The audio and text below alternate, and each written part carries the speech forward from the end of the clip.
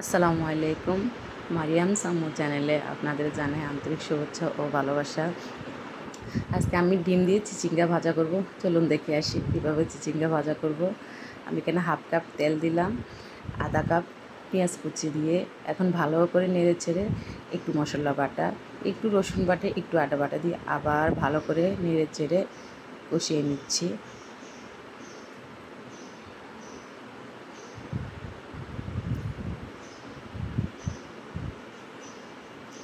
এখন আমি একটু লবণ, একটু হলুদের গুঁড়া, একটু মরিচের গুঁড়া দিয়ে আবার নেড়ে চেড়ে ভালো করে কষিয়ে নেব।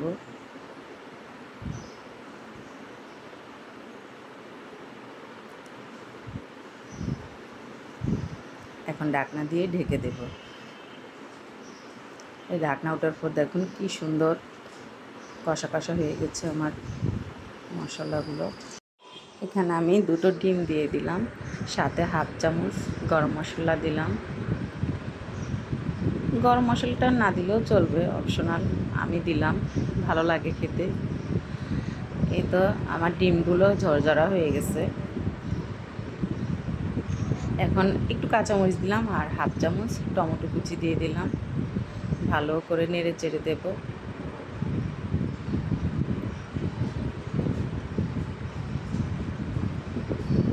আমার নাড়াচাড়া হয়ে গেছে।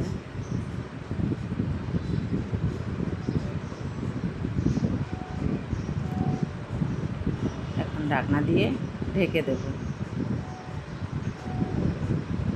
এদিকে আমি আমার বাবার সাথে একটু দুষ্টামি করতেছিলাম, ও আমাকে ভয়েস করতে দিচ্ছিল না, বারবার কি ডিস্টার্ব করতেছিল, তাই ওর কাছে এসে আবার ওর সাথে দুষ্টামি করতেছিলাম। খেলতেছিল, বারবার গিয়ে আবার আমাকেও ডিস্টার্ব করতেছিল। এই তো সুন্দর করে খেলতেছে বাবা, আবার আমার দিকে তাকাচ্ছে আমি কি করতেছি এটাও দেখতেছে।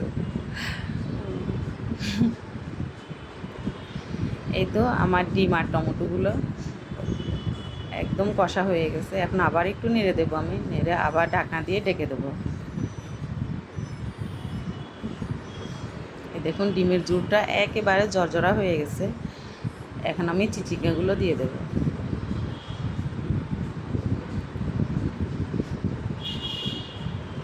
চিচিঙ্গাগুলো দিয়ে ভালোভাবে নেড়ে দেবো।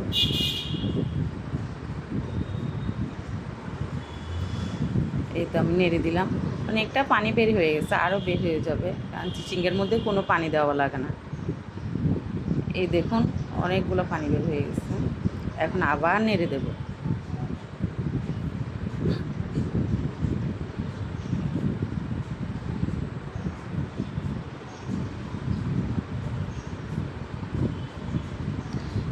একবারে ঝরঝরা হয়ে যাচ্ছে চিচিঙ্গাগুলো, আপনারা এইভাবে একবার হলো ট্রাই করবেন। এই তো আমার চিচিঙ্গা ভাজা হয়ে গেছে।